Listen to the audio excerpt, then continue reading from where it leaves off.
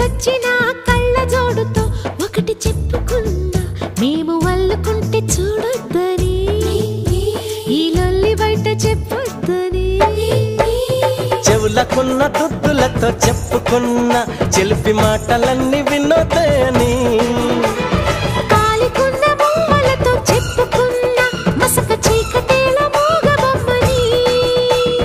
నీకన్నే తనానికే చెప్పుకున్నా తనకేవేవో చెబుతానని అవి నీ కూడా చెప్పొద్దని ఏ వెట్టి చేశాడే ముద్దుగుమ్మ నేను ఆ బ్రహ్మ నీ ఒళ్ళే నాజుకు పూలరమ్మ ఏమిటి